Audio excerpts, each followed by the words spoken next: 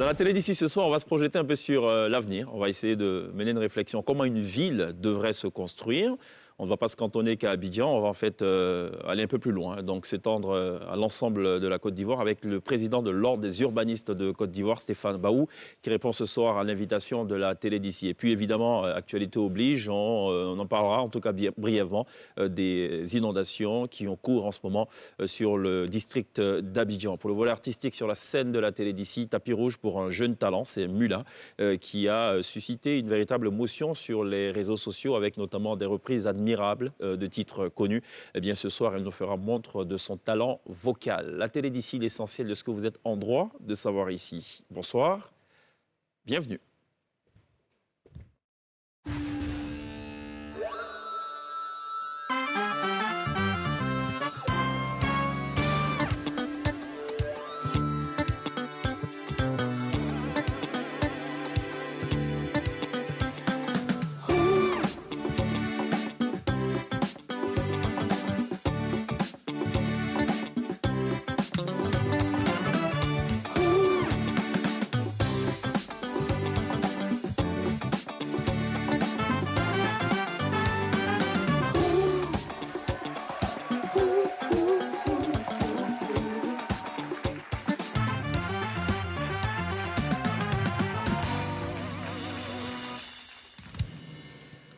Télé, vivez l'urbanisation ou l'urbanisme ce soir dans la télé d'ici avec nous, Pierre, Princesse, mais également avec notre invité Stéphane Baou qui nous fait la gentillesse de répondre à notre invitation. Bonsoir, bienvenue. Bonsoir. Vous êtes le président de l'Ordre des urbanistes.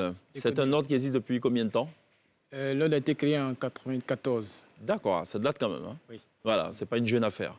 Tout à fait. D'accord, très bien. Ça va Pierre? Très bien, merci. Ça va Princesse? Très bien, merci. Alors, récemment, le président de la République a instruit le gouvernement de détruire toutes les installations qui obstruent, pour parler très vulgairement, le passage de l'eau. De quelques installations qu'il s'agisse. Commentaire déjà? Mais je pense que c'est une bonne chose parce que l'eau, si vous bloquez son passage, il va passer. L'eau s'impose à nous. Donc, il faut libérer son passage. D'accord. Donc, aujourd'hui, cette initiative, cette décision du président de la République, nous la saluons. Il faudrait qu'on puisse vraiment détruire tout ce qui est sur le passage de l'eau. D'accord. Voilà. Alors, de votre expérience ou de vos observations, en tout cas au niveau de l'ordre des urbanistes, il y a combien de sites qui sont concernés par cela, qui en gros sont mal construits ou sont construits là où il ne faudrait pas construire? D'accord. Il faudra dire que quand on regarde le site d'Abidjan, il a une morphologie particulière. Vous avez des zones de vallons et des talwegs. C'est une petite succession de vallons et de talwegs. Donc, pratiquement dans les zones de talwegs, c'est-à-dire les zones de dépression, il ne faut pas construire. C'est le passage naturel de l'eau. Donc, il y a beaucoup de zones comme ça à Abidjan. Ah bon? On ne peut pas les ignorer parce que quand vous promenez à Abidjan, vous avez les talwegs au niveau de certaines zones. Vous en avez à Yopougon, vous en avez à Cocody. Vous en avez quand vous allez à Benzerville, juste après l'opération de la psychologie, vous avez des talwegs. Donc, c'est des éléments naturels qui existent et qui sont le passage naturel de l'eau. D'accord. Voilà, donc il y a plusieurs. Et en plus de cela, il y a un certain nombre de zones qu'on appelle des bassins de rétention. C'est des cuvettes que quand il y a la pluie, qui permet de garder l'eau et ensuite de permettre l'écoulement tout doucement. Donc, toutes ces zones-là, il faut pouvoir les libérer. D'accord. Voilà. Alors, certains complexes, certaines opérations immobilières, malheureusement, ont déjà été faites, ont déjà été construites sur ces sites-là. Est-ce qu'il faut casser systématiquement ou est-ce qu'on se dit, bon, c'est déjà fait, c'est pas grave, on fait table rase du passé, on essaie peut-être de trouver de nouvelles voies de déviation ou de canalisation, par exemple? Ou non, il faut carrément détruire? Non, pas forcément carrément détruire. D'accord. S'il y a des possibilités de créer des canalisations, pouvoir éviter ces zones-là et les protéger, ça c'est une bonne chose. Mais ça va coûter cher. Ouais. Ah, ça va coûter cher? Oui, parce que les canalisations, ça coûte. C'est ce qu'on appelle couramment les VRD, les voiries réseaux divers, ça coûte. D'accord. Ouais. Mais donc, la meilleure des solutions, c'est de casser, en fait, en définitive. Je n'ai pas dit de casser. Non, mais parce que si on doit créer et que ça coûte beaucoup plus cher, mieux vaut casser. Non, non. Si on peut contourner, c'est déjà des investissements qui ont été faits. Oui. S'il y a des possibilités de contourner, s'il y a des possibilités de mettre en place des canalisations pour protéger ces logements, là, c'est tant mieux. Mais ça va coûter cher, vous l'avez dit, et l'État n'a pas d'argent. Bon, on va trouver des solutions. Mais parce qu'il faut savoir, quelque chose qui est assez important, si ces zones-là ne sont pas protégées, si on ne met pas de canalisation, à terme, parce qu'Abidjan continue de se densifier. Et quand Abidjan continue de se densifier, les problèmes d'inondation continuent si on ne prend pas de dispositions. Donc, si vous les laissez là, à terme, l'eau va venir détruire. D'accord. Donc, je pense que c'est vrai que ça va coûter cher, mais l'État fera mieux de créer des canalisations, de les construire. D'accord. Voilà. Alors, les récentes inondations, évidemment, appellent différents commentaires, différentes analyses. Le regard de l'urbaniste que vous êtes, on avance dans un premier temps l'argument, évidemment, c'est un accident naturel, c'est totalement inévitable. OK, mais les responsabilités sont à plusieurs niveaux. Il y a aussi les responsabilités citoyennes. Pour ce qui est de l'aspect régalien, est-ce qu'on dirait que c'est parce qu'Abidjan n'est pas bien construit, je parle du district d'Abidjan, que ça arrive, ou quelle est votre analyse à vous? On ne peut pas dire qu'Abidjan n'est pas bien construit. D'accord. Parce qu'il faudra savoir qu'Abidjan a été doté de plusieurs documents de planification. Depuis les années 1926, il y a toujours des documents de planification pour structurer la ville. On est de 60 jusqu'à aujourd'hui, il y a eu au moins 5 documents de planification qui ont été élaborés. Quand on parle de documents de planification, c'est des prévisions. C'est des aménagements, c'est des prévisions à long terme. C'est-à-dire qu'on essaie de penser la ville dans les années à venir. On essaie de voir où est-ce qu'on mettra les équipements, où est-ce qu'on mettra les zones d'habitation, où est-ce qu'on mettra... Les zones industrielles. Tout et tout. Et quand on finit de faire ces documents, il va falloir adjoindre des documents d'assainissement. C'est important, les deux vont ensemble. Quand on a planifié la ville, il faut aussi avoir des documents d'assainissement. Voilà. Et quand ces choses sont bien faites, je pense qu'on a moins de problèmes après. On va prendre un cas simple. Peut-être que vous en avez entendu parler. Dans les documents de planification qui étaient faits pour Abidjan autour des années 98, le schéma directeur de la ville d'Abidjan, en 98, on avait projeté la voie que vous appelez la Y4. C'est cela. Elle a été projetée en 98. C'est maintenant qu'on est en train de réaliser cette voie. Absolument. Et les emprises ont été prévues à cet effet, qui ont été protégées. Et cette voie, quand elle sera réalisée, elle permettra de quitter la zone d'aéroport pour aller jusqu'à Songon. Donc ça permettra de... C'est une voie de contournement, et express. Voilà. On devait aussi faire, pour Abidjan, des schémas directeurs d'assainissement, pour déjà préserver les emprises pour les canalisations, identifier les zones à risque et les protéger. Donc quand on va dans cette logique-là, on n'a pas ce qu'on a aujourd'hui. Voilà, on n'a pas ce qu'on a aujourd'hui. Et il faut aussi, pour ce qui se passe aujourd'hui, je crois que vous allez dire, au niveau de la Palmeraie, il y a des inondations. Mais quand il y a eu la conception de la Palmeraie, vous êtes d'accord avec moi qu'avant, entre la Palmeraie et aujourd'hui ce qu'on appelle Château Engré, il n'y avait pas d'habitation, c'était de la verdure. Quand vous prenez Palmeraie et la zone de Benjerville, c'était de la verdure. C'est cela. Et quand il y a un couvert végétal, ça réduit l'écoulement des eaux. D'accord. Mais aujourd'hui, ça fait peut-être la zone de château en train de s'urbaniser.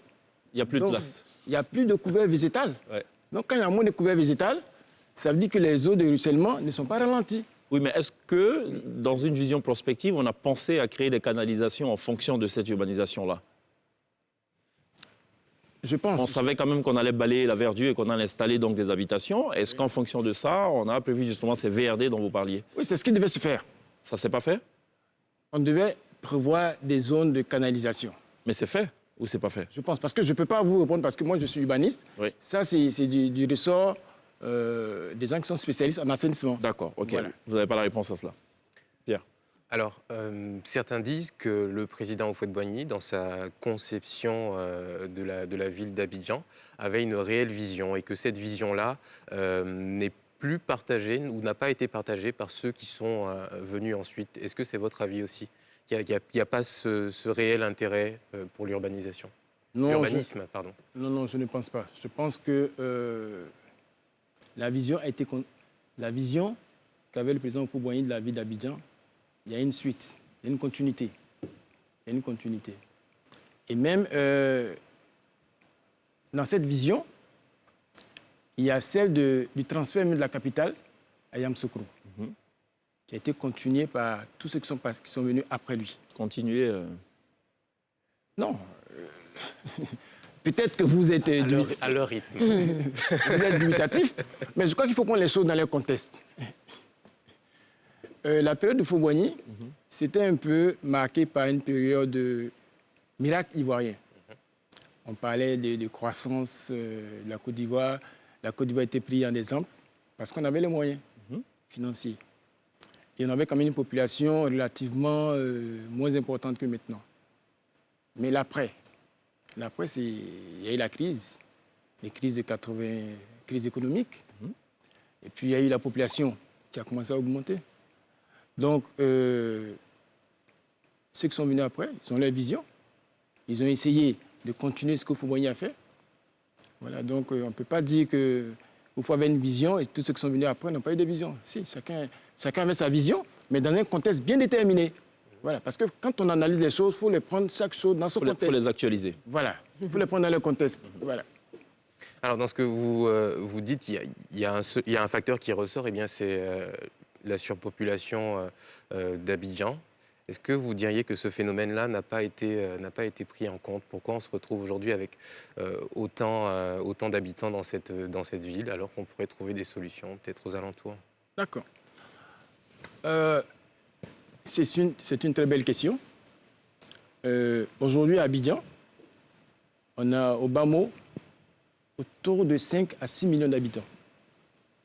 Et l'administration nous dit que les besoins en logement se situent à 600 000 logements.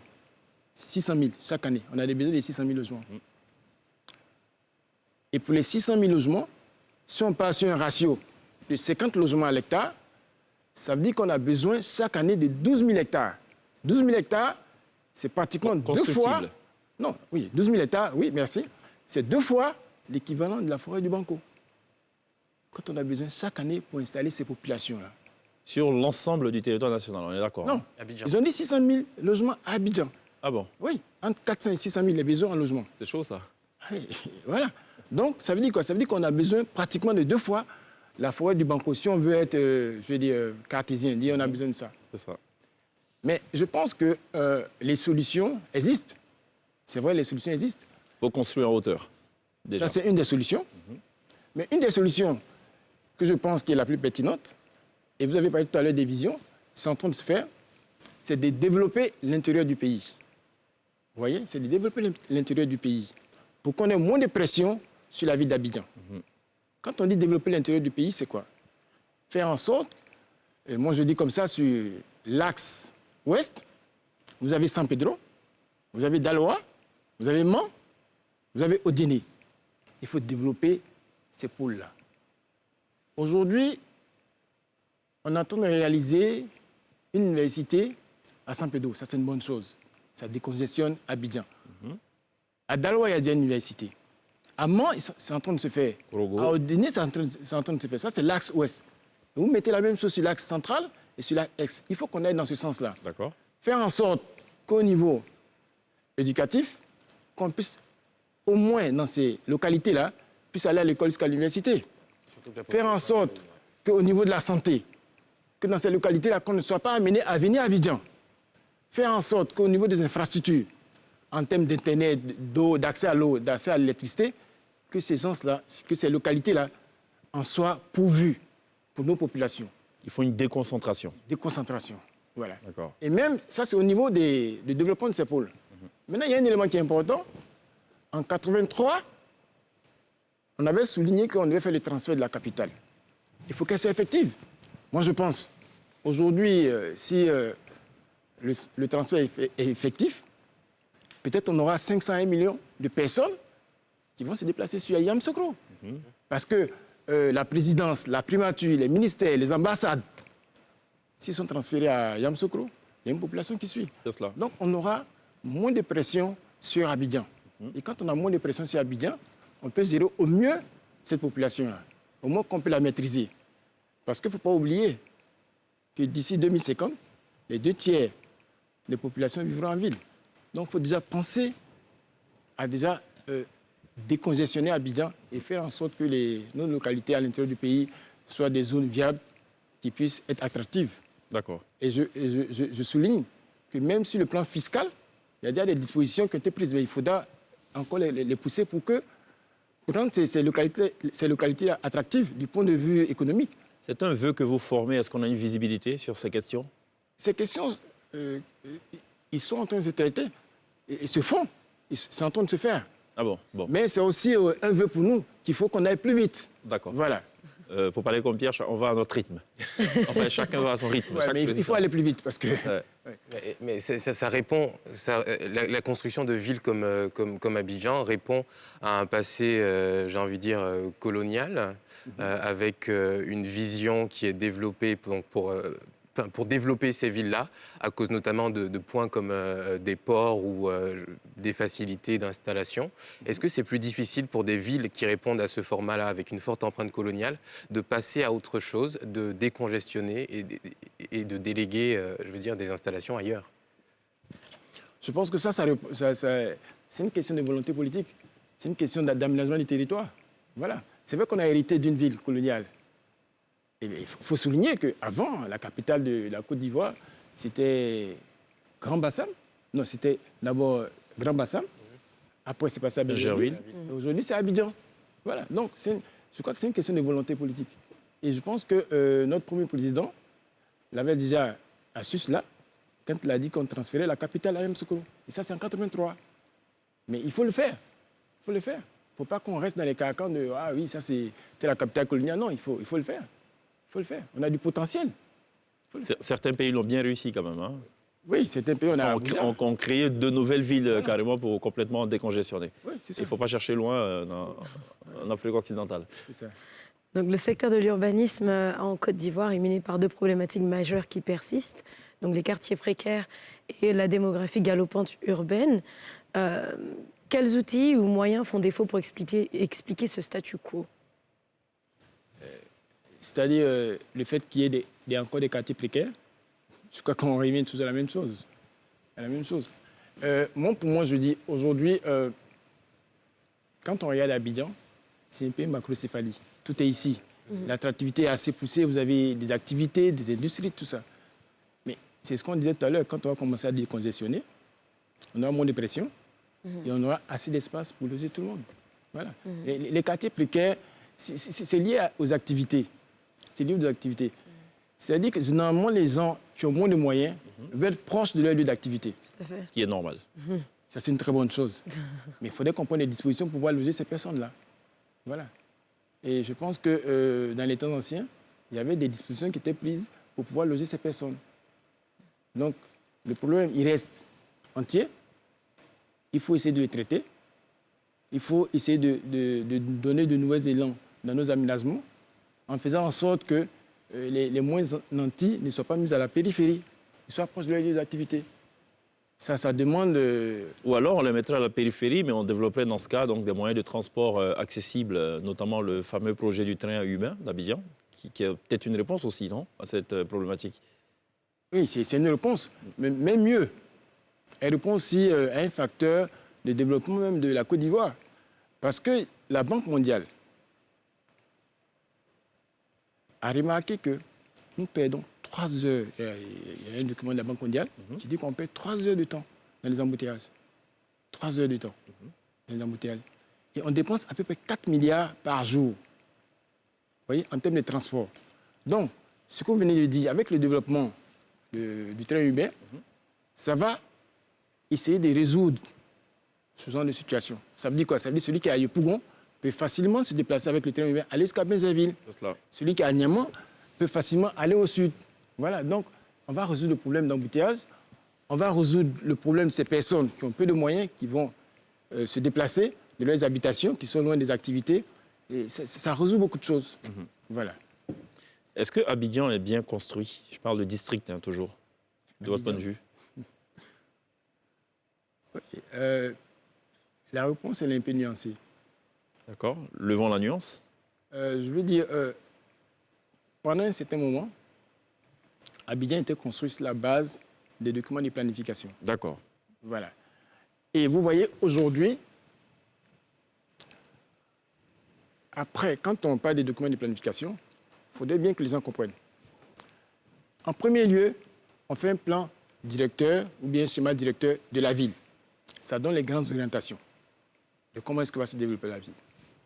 Ensuite, on fait des plans de détail qui commencent à préciser l'occupation du sol. Et ensuite viennent les opérations comme les lotissements, les opérations immobilières. Mais ce qu'on constate, c'est que souvent, après avoir fait le schéma directeur de la ville d'Abidjan, qui donne les grands principes, les grandes orientations de la ville, on passe au lotissement. Donc, ce qu'on constate, Abidjan évolue par une succession de lotissements. Et quand on fait évoluer une ville par une succession de lotissements, ce n'est plus une ville. Vous voyez, il y a un maillon du développement qui manque, les plans de détail. Vous comprenez?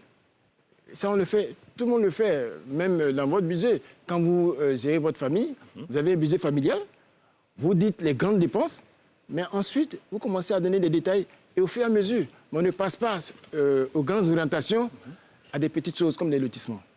D'accord. Et ça va. Aujourd'hui, on a les problèmes, on a des problèmes d'inondation, mais on va avoir des problèmes même de circulation. On va avoir des problèmes d'équipement. Vous voyez? Et quand on fait ce genre de démarche, il y a des équipements structurants qui vont manquer. Ça veut dire qu'on va voir, les gens vont quitter 2 plateaux en grès pour venir au lycée à Cocody. Et quand vous prenez toute cette zone d'engrais, je crois il y a un seul lycée, mais qui a été fait il n'y a pas longtemps. Le lycée d'engrais. Oui, pourtant, ça devait être fait s'il y avait un plan de détail qui avait été établi à la suite du schéma directeur. Oui, mais vous disiez tout à l'heure qu'on actualise les données, enfin, ou ce fameux ce document de planification. Oui. On l'actualise en fonction du contexte, donc peut-être qu'on ne peut pas tout prévoir, peut-être à l'avance aussi. Ah non, il faut prévoir. Prévoir l'espace, c'est important de prévoir l'espace. Parce qu'au moment où le besoin va se faire sentir, il va falloir trouver l'espace. D'accord. Et trouver l'espace, ça veut dire quoi? Ça veut dire qu'on va dépenser plus. D'accord. Or, quand c'est prévu, et on a parlé de l'exemple de la Y4, c'est parce que l'emprise a été maintenue pendant plus de 20 ans qu'aujourd'hui on est en train de la construire. Maintenu, non, il a fallu casser tous les Non, quand même plus ou moins. supermarchés et tout aux abords de la lagune. Ouais. Oui, mais je vais dire quand même cette emprise a plus ou moins été maintenue. Dans tout ce que nous faisions, on essayait de respecter cette emprise-là. Et ça, c'est une bonne chose. Ouais. Est-ce que les opérations immobilières sont bien construites? Parce qu'on voit, il y a des ruelles entre les maisons. C'est plus des ruelles, enfin, c'est des mini-ruelles pratiquement. Non, Où pour vous faire des manœuvres de véhicules, c'est totalement impossible. Non, il y a une réglementation. C'est-à-dire que quand vous êtes dans les opérations immobilières, les emprises de voies, quand on dit emprise de voies, c'est 10 mètres. C'est 10 mètres, je crois que c'est suffisant. C'est 10 mètres. Et est-ce que c'est respecté, ça, c'est 10 mètres? Oui, je pense que les gens respectent. Ah bon? Oui, les gens respectent. Mais il faut voir aussi un peu l'utilisation de ces opérations, bien de ces programmes immobiliers. C'est-à-dire? Il faut voir aussi la façon dont les gens même se comportent dans ces cités. Il y a un peu de... Il faut un peu de civisme. On ne va pas faire des boulevards dans des opérations immobilières, non. Et dans les opérations immobilières, c'est de la voirie tertiaire. Voilà. Est-ce que c'est normal de fermer ces voiries-là, tertiaires? Au Ça motif dépend. que c'est une opération immobilière, on met un portail, on ferme tout et tout, alors que c'est censé être des voies de dégagement en cas d'urgence, enfin, de beaucoup Non, d'autres choses. ça dépend de comment est-ce que l'opération immobilière est conçue. L'opération immobilière, c'est une entité dédiée pour une population donnée. Souvent, c'est des programmes de 50, 100, 200. C'est vraiment des endroits qui appartiennent à ces populations-là. Mais c'est pour ça que je disais tout à l'heure, M. Cheikh Ivan, dans la conception de la ville, quand vous sautez une étape, ça sera difficile de rattraper. Parce que les opérations immobilières, le lotissement, si vous voulez, c'est les outils de fin. Voilà. Parce que normalement, pour qu'on ait une ville bien conçue, qu'on a le schéma directeur, il faut des plans de détail. Les plans de détail ils prennent en compte les voiries secondaires. Parce que le schéma directeur, c'est tout ce qui est aménagement primaire, voie primaire, équipement primaire. Et quand vous allez un peu plus bas, vous avez des équipements secondaires. Parce que quand on dit équipement primaire, c'est comme le CHU, un CHU. C'est un équipement primaire qui n'appartient pas à un quartier, appartient à l'ensemble. D'accord. Voilà. Alors, la Côte d'Ivoire, depuis 1960, est un pays qui est géré, bien géré, on le dira, en théorie. Comment vous expliquez le fait qu'on ait sauté justement cette étape? et que ce maillon manque dans la chaîne et qu'on passe directement au lotissement? Il y a quand même des bureaux d'études assez sérieux quand même. Si, il y a des bureaux d'études. Comment vous l'expliquez cela alors? C'est une question de politique, d'aménagement. Voilà. Parce que Qui a décidé de cette politique? c'est ceux qui nous dirigent, qui décident qu'on doit faire ci, qu'on doit faire D'accord. ça. Aujourd'hui, on prend le cas. On a fait le schéma directeur qui a été conçu par les Japonais. Actuellement, ils ont lancé les études pour les plans de détail. Voilà. Mais il faut dire aussi que ce n'est pas aussi évident que ça, parce que quand on finit le plan directeur, au moment où on est en train de faire le plan de détail, la population, ça bouge sur le terrain. Voilà. Donc, je pense qu'il faut le faire maintenant de façon accélérée.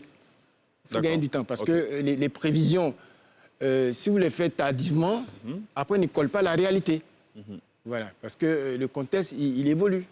D'accord, on va évoluer dans cette émission. On va marquer une pause, on va à la pub, on revient juste derrière pour, encore une fois, poursuivre nos échanges consacrés ce soir à l'urbanisme en Côte d'Ivoire.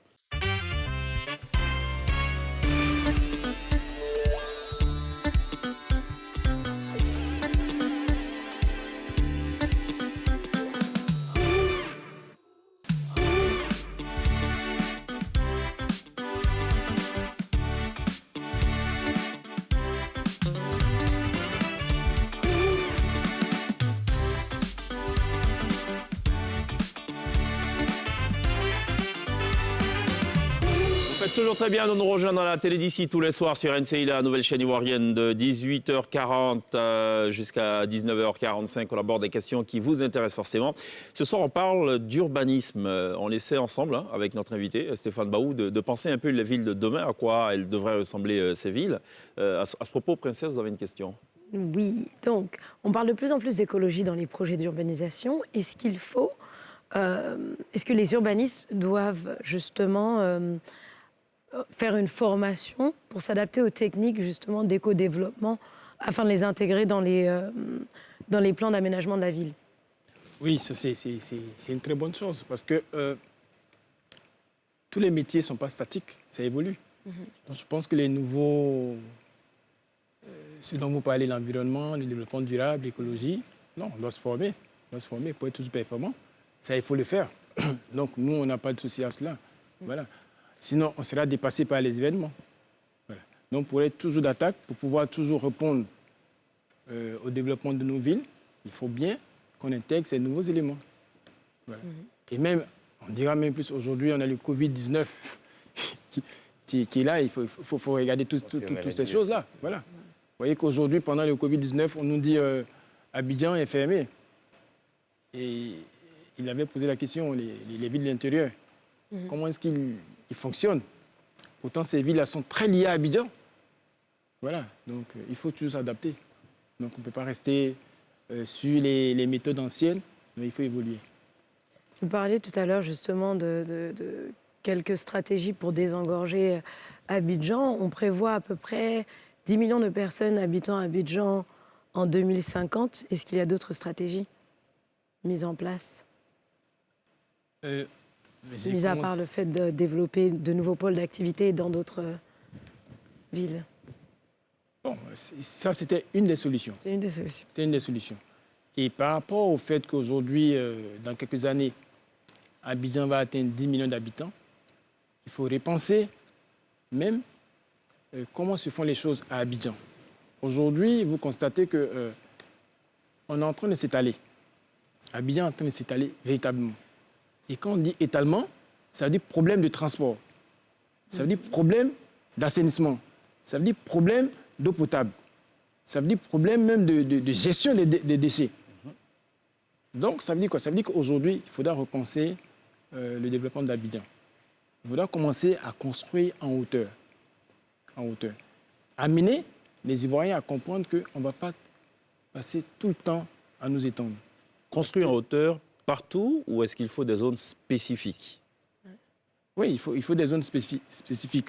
Mais je veux dire qu'il faut construire beaucoup en hauteur. Est-ce qu'il y a des critères, par exemple? Pourquoi on choisirait de construire en hauteur dans telle zone, et puis dans telle autre zone, on opterait plutôt pour des maisons basses ou un type particulier de maison? En fait, ça, c'est des choses qui sont définies quand on est en train de faire au départ les plans directeurs. Aujourd'hui, on peut construire... Vous avez dans certains quartiers, pour préciser ma pensée, certains habitants historiques qui habitent des maisons basses ou des duplex et tout, et qui du jour au lendemain découvrent qu'il y a un R+3 ou un R+4 qui est en construction, qui tout de suite écrivent un courrier adressé à une autorité pour s'offusquer contre ce fait-là. Est-ce que ça, c'est normal, par exemple? Est-ce qu'on n'est pas libre de faire ce qu'on veut? Façon de parler. Non. Je pense que pour qu'on ait une harmonie dans la ville, il y a une réglementation. Il y a une réglementation qu'il faut suivre. Et il est important que... Elle existe, cette réglementation, ou pas, dans le cas de la Côte d'Ivoire? Si, il y a une réglementation. D'accord. Quand on fait des plans, il y a toujours des règles d'urbanisme qui accompagnent. D'accord. Donc, pour revenir à mes propos en ce qui concerne les endroits où il faut construire en hauteur ou pas, il y a les éléments qu'il faut regarder. Les éléments qu'il faut regarder, par exemple, la structure du sol, les études géotechniques. Parce que des sols qui sont aptes à recevoir un certain nombre de bâtiments en hauteur, il y en a qui ne sont pas aptes. Mais on peut toujours, par la technique, pouvoir le faire. D'accord. Donc, il y a un élément qui est important, c'est de regarder la structure du sol, faire des études géotechniques pour savoir si, effectivement, cet endroit-là est propice à la construction en hauteur. Voilà. Mais toujours dans ce que je dis, en ce qui concerne les constructions en hauteur, pour moi, vous voyez les quartiers anciens, comme Adjamé, Cocody Centre. Cocody Centre, comme vous allez prendre Treichville. C'est intéressant qu'on réfléchisse pour changer un peu. D'abord, changer toutes les constructions, essayer de voir si on peut les faire en hauteur. D'accord. Mais il ne faut pas seulement faire que des constructions en hauteur. Il faudra regarder ce qui se passe au niveau du sous-sol. Parce que les infrastructures qui étaient là avant, elles étaient là pour des logements de plein pied. Donc, si vous commencez à construire en hauteur, ça dit qu'il faut revoir ces infrastructures qui existent avant. Il faut faire de nouvelles études de topographie. Non. C'est ce que je veux dire. On va dire les choses simplement. Cheikh Ivan, vous voyez la rue des Jardins. Elle est en train de se transformer. C'est cela. On est en train de mettre des constructions en hauteur. Mais on oublie que les réseaux eau, électricité qui sont dans ces zones-là, elles sont faites pour les premiers logements qu'on avait. C'est cela. Aujourd'hui, quand vous construisez en hauteur, ça veut dire quoi? Ça veut dire que vous densifiez la zone. Absolument. Ça veut dire que les besoins de cette zone-là, en termes d'électricité, en termes d'assainissement, en termes d'eau potable, ils ont pris l'ascenseur. Donc, il faut pouvoir régler. Sinon, on aurait construit en hauteur pour rien du tout. D'accord. Parce que vous pouvez être au 3e étage, 4e étage. Si on ne fait pas, si on n'améliore pas ces infrastructures-là, vous n'aurez pas l'eau potable. C'est bien de prendre l'exemple des Vallons. Au départ, c'était un quartier, on va dire, résidentiel. Les Vallons se sont subitement transformés en vaste zone commerciale avec des restaurants de part et d'autre. Est-ce un fait normal ou condamnable?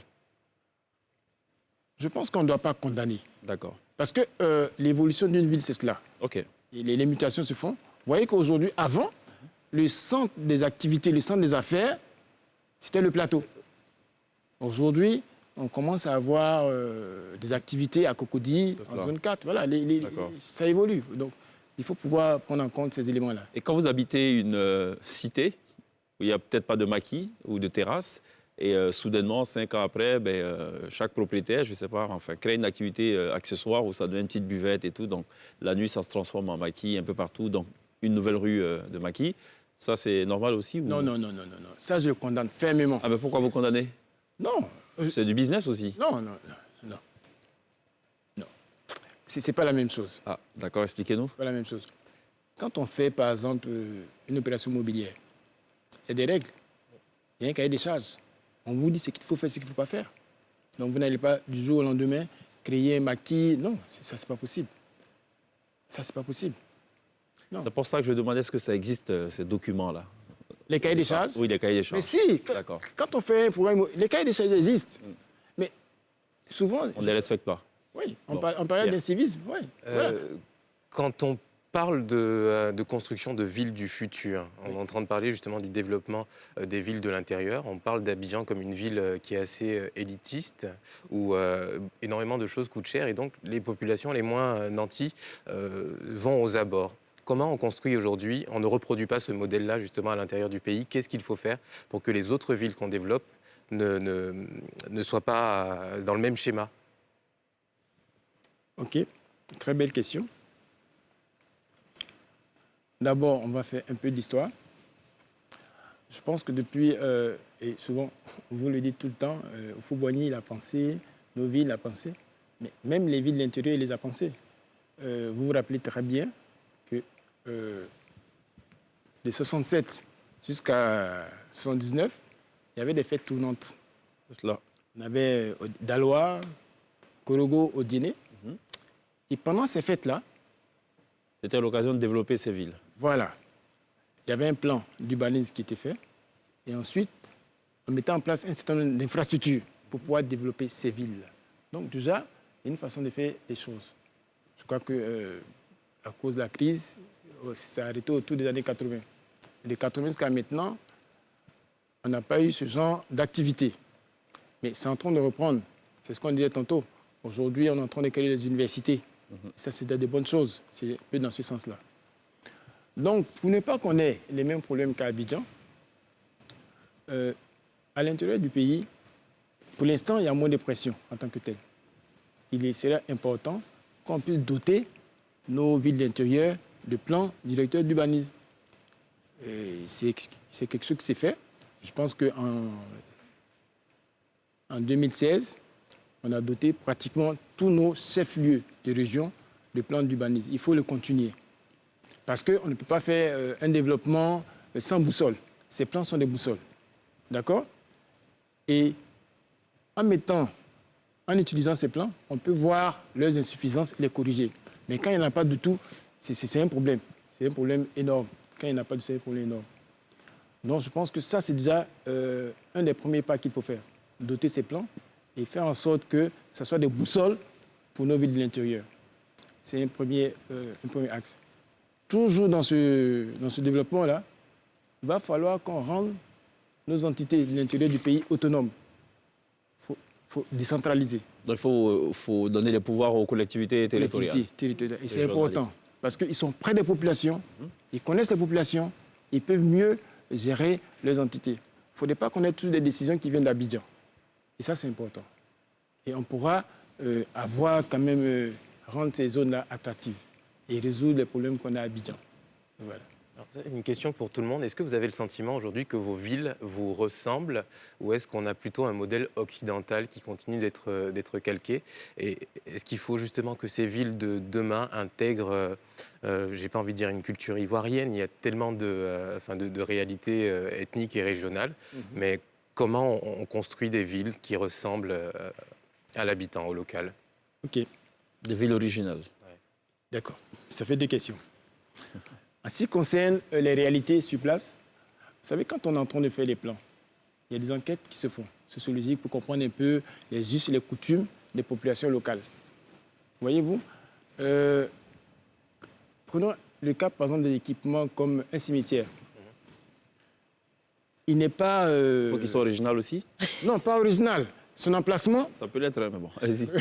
Son emplacement dépend des us et coutumes de la population. Il y a des gens qui vont vous dire mettez le cimetière à l'est, il y a des gens qui vont dire mettez le cimetière à l'ouest. Donc, voici un élément qu'on essaie de respecter.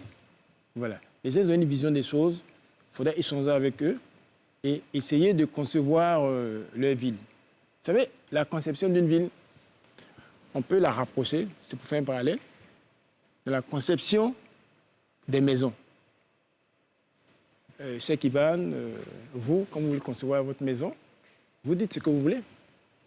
Et on tient compte d'un certain nombre de paramètres, de vous, de votre épouse, du nombre d'enfants pour concevoir. C'est la même chose quand on fait les villes. Il y a la population, on tient compte de l'évolution, on tient compte des us et coutumes pour pouvoir concevoir cette ville-là. Est-ce que c'est le cas? Si. Je pense qu'actuellement, c'est le cas. Moi, je n'ai pas le sentiment qu'en termes d'architecture, Abidjan soit si original que ça. Enfin, non.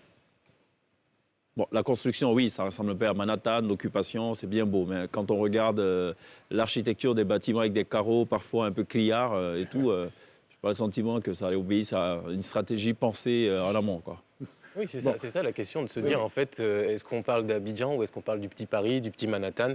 Quelle est l'identité aujourd'hui de nos villes, en fait? Donc, quand on parle d'Abidjan, il faut comprendre que, je dis comme ça par des choses que j'ai vues, que j'ai lues, Abidjan devait être, je veux dire, et quand vous regardez dans les anciens documents, on dit Abidjan et Petit Manhattan. Abidjan est beaucoup une ville ouverte sur l'extérieur. Vous voyez, sur l'extérieur. Donc, ça a été pensé un peu dans ce sens, avec les gratte-ciel, tout et tout. Voilà. Là, on parle du plateau. Voilà. Oui, le plateau, c'est la référence. C'est la vitrine d'Abidjan. Oui, mais là, on parle spécifiquement des habitations aussi et tout. Est-ce qu'il y a une certaine originalité? Est-ce que quand on ferme les yeux, qu'on se retrouve dans un quartier d'Abidjan, qu'on referme les yeux, on se retrouve dans une autre capitale sous-régionale, est-ce qu'on sent tout de suite la différence? Pas forcément. Oui, parce que ça, je suis d'accord avec vous. C'est vrai, il y a beaucoup de récents. Donc, est-ce qu'en pensant aux villes de demain, est-ce qu'il ne faut pas intégrer cet aspect-là, comme le dit Pierre? Oui, il faudra l'intégrer. Est-ce que, par exemple, on va dire la ville d'Anibilekro doit avoir une architecture propre donc à Anibilekro avec les cultures et tout, tout ce qu'il y a de plus apparent, qui serait différent, par exemple, d'une ville de Korogo avec aussi sa petite touche et tout? Ça participe aussi du tourisme, hein, et je pense. Oui. En fait, là, c'est deux choses. Il y a le volet architecture. Oui. Moi, je ne suis pas architecte, je suis urbaniste. Oui. Voilà. Mais je peux plutôt donner des éléments de réponse en termes urbanistiques. Oui. C'est la conception, mais ça, c'est pas... La conception d'une ville, on ne la voit pas comme ça. Oui, quand une ville est bien conçue, on la sent. Mais on ne la voit pas comme quand vous voyez un bâtiment. Ah bon? Non. C'est quand vous êtes, par exemple, dans l'avion, vous regardez, vous voyez un peu l'organisation de l'espace. Oui, bon, comparaison n'est pas raison, mais quand on regarde des bâtiments à Paris et tout... Quand on est à Paris, on sait qu'on est à Paris. On sait qu'on est à Paris, il y a toute une histoire... Oui, mais quand vous êtes à Paris, je suis d'accord, quand vous êtes à Paris, vous avez des éléments de référence, la Tour Eiffel, qui n'existe pas... Oui, non, mais par même exemple, les dans habitations. les habitations. haussmanniennes, Par exemple, on sait, voilà, les grands appartements haussmanniens. On sait quand on est à New York qu'on a les petites habitations, mais ce sont des gratte-ciel. On sait quand on est à DC que c'est une certaine couleur. Et c'est bien de parler de l'exemple de Washington DC, parce que vu que ça a été designé par un Français, et quand on regarde Washington DC, on pense à Paris tout de suite, il y a une conception très parisienne derrière. Marquons une pause. On va revenir aux affaires de ville de demain dans quelques petites secondes, juste le temps d'observer la pub.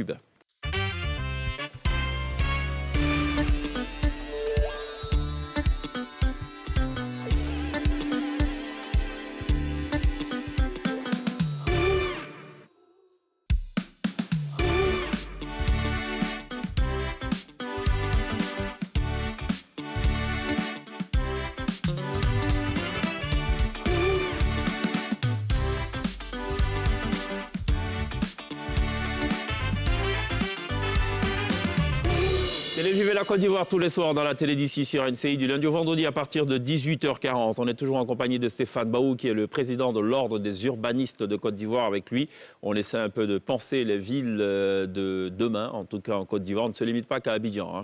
Quand on pense Côte d'Ivoire, il faut penser Côte d'Ivoire pleinement, voilà, pas de façon partielle. On en était j'ai failli dire au débat, non, aux échanges sur à quoi devraient ressembler justement les villes. Est-ce qu'il ne faudrait pas plutôt une sorte d'originalité par zone régionale et tout? Bon, vous y avez répondu. Voilà, Princesse, le kiff du web. Alors, le kiff du web, je ne sais pas si c'est un kiff du web vraiment aujourd'hui. Je ne sais pas si c'est un kiff. Ouais. Mais comme on est avec ce très gentil monsieur aujourd'hui, on essaye un peu de conscientiser la population et de faire attention aux constructions anarchiques. Sinon, c'est ce qui risque d'arriver.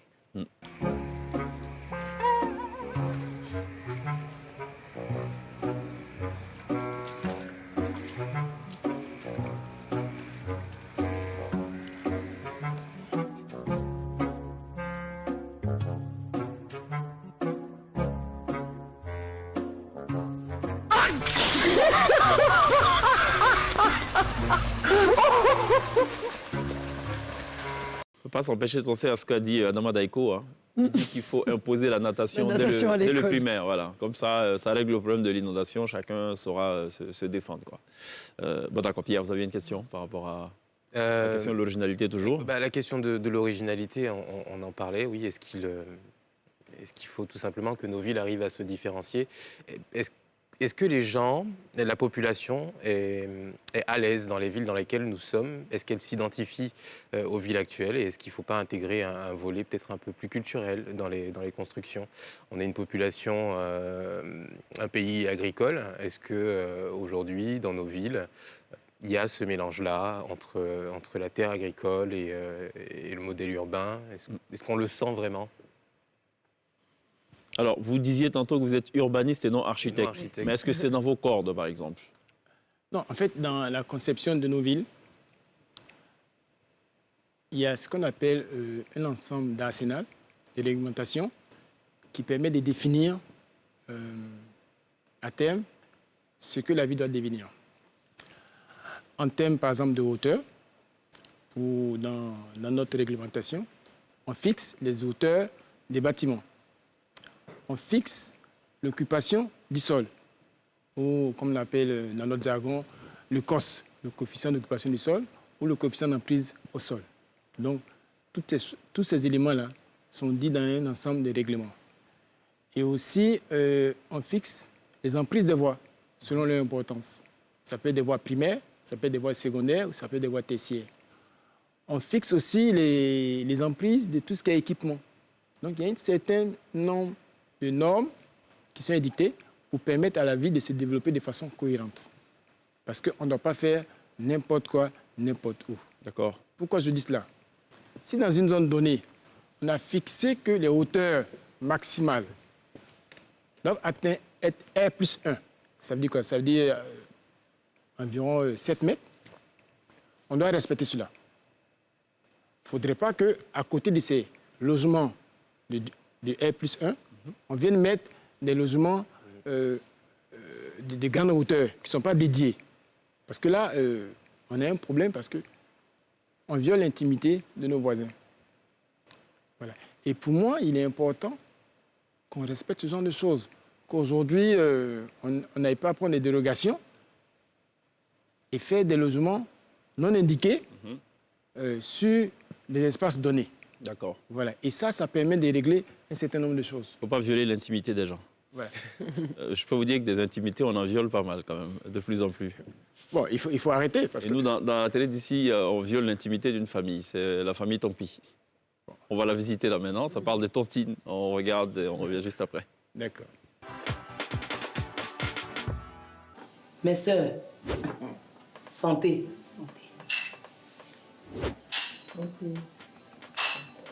Vraiment, je tenais à vous dire merci. Merci parce que on a l'habitude de dire que où les femmes se retrouvent, ce sont les histoires. Effectivement. Mais là n'a pas été le cas avec nous. Dieu merci, on rend grâce à Dieu. J'ai initié la tontine vraiment pour que nous puissions dépendre de nous-mêmes et arrêter de demander de l'argent à nos hommes. Les gens ont l'habitude de dire qu'avec la tontine, il y a toujours des palabres. L'autre a bouffé l'argent de l'autre, l'autre a dépensé l'argent de l'autre. Mais Dieu merci, avec nous, ça n'a pas été le cas. Ma belle-sœur Gertrude a eu sa part. Effectivement. Moi aussi, j'ai pu avoir mes 250 000. La veuve qui n'est pas là, elle allait faire une course, elle n'a pas pu venir aujourd'hui. Elle a pu avoir ses 250 000. L'américaine, elle a pu aussi avoir ses 250 000. Aujourd'hui, c'est au tour de Sophie, ma voisine. Oui. Voilà. Eh bien, je tenais vraiment à vous dire merci d'avoir adhéré à ça. J'espère qu'on pourra encore recommencer. C'est dans cette optique-là que j'ai décidé de faire une petite réception de clôture pour que vraiment on puisse se laisser dans la paix. Très belle idée en tout cas. Voilà. Donc, Ouais. Avec le piquise et tout là. donc on va manger. Bravo, ma belle. Merci. Non, mais on doit donner l'argent d'abord. Gertrude, tu as donné pour toi, non? Déjà fait à ma belle. Ah, d'accord. J'ai réceptionné l'argent de Gertrude. Voilà, ok. Donc, la veuve aussi t'a donné? Donc, j'ai 200 000 francs avec moi. Voilà. Plus tes 50 000, ça fait les 250 000. Voilà. Non, donne-moi tes 50 000. Est-ce que tu as tes 50 000 sur toi? Mais bien sûr. Tu me donnes et puis je te donne. C'est à moi tu vas donner les 200 000. Donc, au lieu de te donner 50 000, d'abord tu vas me redonner. Tout ça là, c'est pas long. Donne-moi les 200 000. Si. C'est ou bien? D'accord? Ok, on va faire comme ça. Voilà. On va faire comme ça. C'est ça. D'accord. Donc, mangeons. On va manger. Ouais. Non, mais on donne l'argent. Ah, on donne... Bon, en fait... Tante Sophie, c'est ton argent. Tu vas forcément prendre ton argent. On va manger un peu. Ou bien tu tiens à ça, quoi. Ah, mais bon. Pourquoi tu doutes? On est venu pour ça. Bella, faut lui remettre son argent. On va manger. Moi, j'ai faim. D'accord. Donc, en fait, ton argent, là, tu te souviens bien que tu me devais 150 000 déjà, non? Mais voisine, on n'a pas dit que c'est dans ça que j'allais te rembourser. Ce que tu oublies, là, c'est que le sorcier oublie, mais les parents de la victime n'oublient jamais, hein? Bon, donc, mais donne-moi les 100 000 en même temps. Non, il reste 50 000. Bon, ok. Donc, donne au moins les 50 000. Les 50 000, là, Ouais. c'est ça, j'ai pris pour organiser la réception. Mais comme tu aimes beaucoup manger chez moi, j'ai pris ça pour les rembourser. Est-ce que c'est arrivé là-bas? You me. You hit me, hein?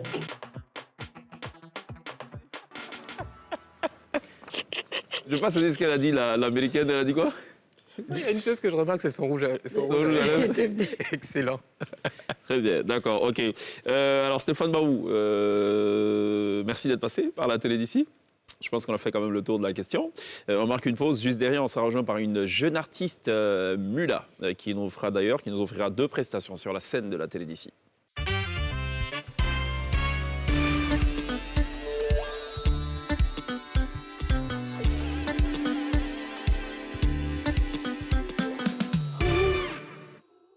Vous faites toujours très bien de nous rejoindre dans la télé d'ici. Alors, je ne sais pas si vous êtes des férus des réseaux sociaux, Pierre.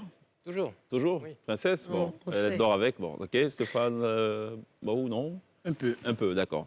Enfin, pour ceux qui sont très portés sur les réseaux sociaux, sont sûrement tombés en admiration de cette cover qui a été diffusée en 2017. C'est une jeune artiste du nom de Mula qui avait repris notamment Dadju, Singila et bien d'autres covers, Bob Marley, Whitney Houston et tout. Et évidemment, totalise plusieurs centaines de milliers de vues. D'ailleurs, je vous ai confectionné ce petit medley de 40 secondes, juste pour vous faire une petite idée. C'est l'artiste invité ce soir de la télé d'ici. Et je le sais, je te fais confiance quand tu me sens. Tu fais pas semblant. J'ai pas besoin d'attendre plus longtemps. Je sais qu'il est temps de partager mon sang.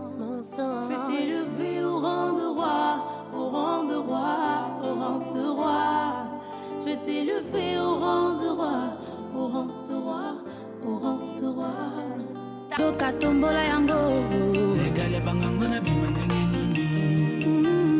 Bolingwa pelouse synthétique. Et le bon manitela milangi na mabanga. Bolingo ceinture na loketo. Et le bon mani nango serpent. Voilà, Mula qui sera donc dans quelques instants live sur la scène de la télé d'ici. Elle avait notamment enregistré aussi une cover, un titre de Bob Marley qui a été repris par l'ensemble des membres de la famille Bob Marley sur Instagram, pour tout vous dire. Et c'est notamment ces performances-là qui justifient sa présence ce soir sur la scène privilégiée de la télé d'ici. Alors Stéphane Baou, il y a un code de l'urbanisme qui a été adopté ou qui est en cours d'adoption? Non, qui a été adopté. D'accord. Voilà. Il n'y a pas longtemps de cela. Et c'est une très bonne chose. Parce que faut dire que c'est le code de l'urbanisme. Il rassemble tous les tests qui régissent l'urbanisme.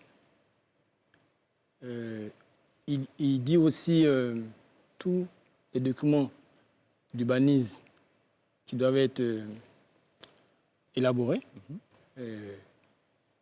À savoir, en ce qui concerne les documents d'urbanisme prévisionnels, qui sont les schémas directeurs, les plans d'urbanisme directeurs.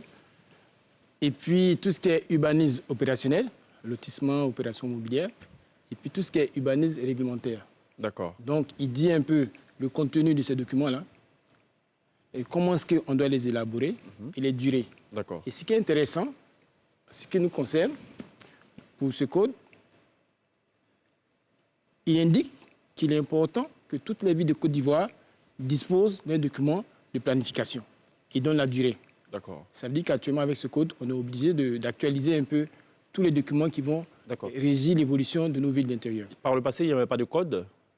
Il y avait un ensemble de règles, mais il n'y avait pas de code. Il n'y avait pas de code, ok. Donc là, tout est ok, nickel, passé par le Parlement. D'accord, parfait. Merci d'être passé, Stéphane Baou, nous apporter toutes ces informations.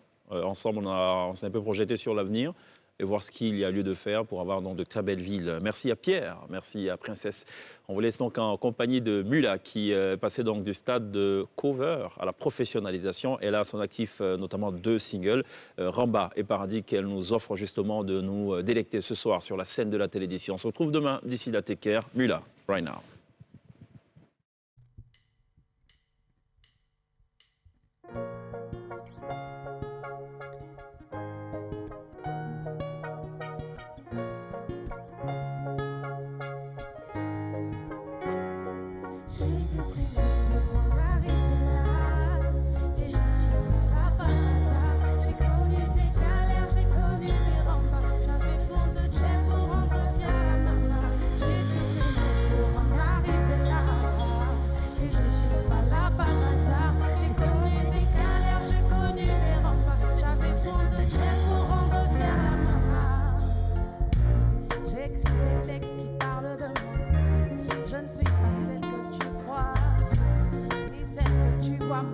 Pas du doigt des gens que tu connais pas. Tu ne sais de moi que ce que je veux que tu saches, de mes sujets qui fâchent. Tu me connais pas mais tu fais de moi celle que font tes visages. Et je ne suis pas là par hasard. J'ai connu des galères, j'ai connu des remparts. J'avais besoin de Dieu pour rendre fière la maman. J'ai dû prier pour en arriver là. Et je ne suis pas là par hasard. J'ai connu des galères, j'ai connu des remparts. J'avais besoin de Dieu pour rendre fière la maman. Mystérieuse à l'extérieur, mais qui connaît mon intérieur. J'extériorise que ce que je veux, mais aujourd'hui je trouve mon cœur. Mystérieuse n'a jamais peur, c'est ceux qui croient, mais ce n'est qu'un leurre. Que suis-je alors que je suis ailleurs? Sous le feu des projecteurs. Ça c'est faux, ce n'est qu'une façade. C'est une mesto n'est jamais ça qui les étonne car jamais fade. La voix résonne dans le stade. C'est Moula, mais ce n'est pas moi, celle qui les met tous en émoi, celle qui va marquer les mémoires. Avant Elias, j'ai dû trier pour en arriver là. Et je suis pas là par hasard. J'ai connu des galères, j'ai connu des remparts. J'ai besoin de Dieu pour rendre fière la maman. J'ai dû trier pour en arriver là. Et je suis pas là par hasard. J'ai connu des galères, j'ai connu des remparts. J'avais besoin de Dieu pour rendre fière la maman. J'ai jamais choisi la facilité et Dieu sait que la vie m'a pas facilité. J'ai jamais choisi la facilité et Dieu sait que la vie m'a pas facilité. J'ai dû trier pour en arriver là. Et je ne suis pas là par hasard. J'ai connu des galères, j'ai connu des remparts. J'avais besoin de Dieu pour rendre fière la maman. Je ne pour en arriver là. Et je ne suis pas là par hasard. J'ai connu des galères, j'ai connu des remparts. J'avais besoin de Dieu pour rendre fière la maman.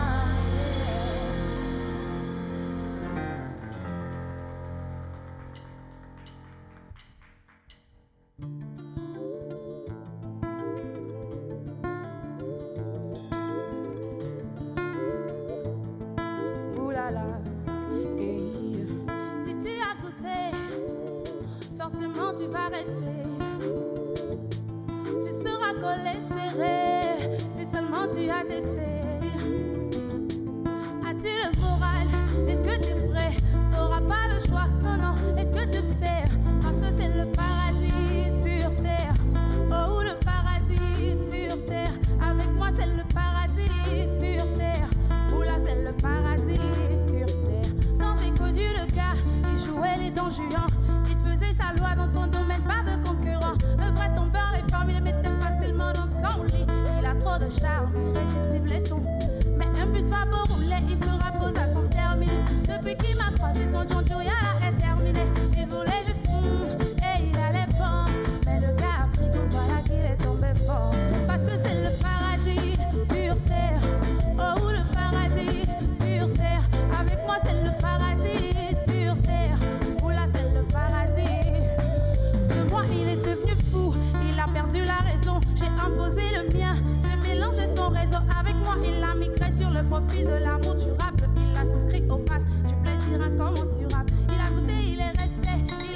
détesté, il est rentré dans la danse parce que j'ai tout bien orchestré. Je le soutiens dans la tête de ses objectifs. Je gère bien tout ce qui pourrait faire ça.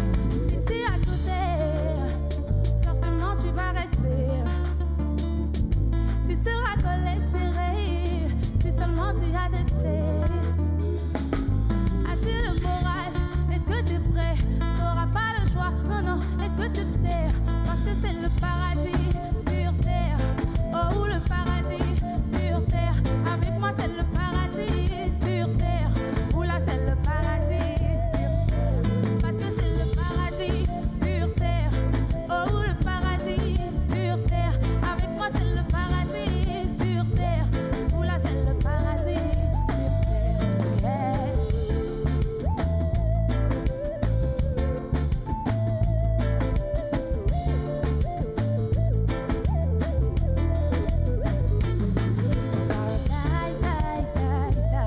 Oh paradise, dice, dice, dice. Oh paradise, oh paradise, oh paradise, dice, dice, dice. Oh paradise, dice, dice, dice. Oh paradise, dice, dice, dice. Oh paradise, oh paradise, oh paradise, dice, dice, dice.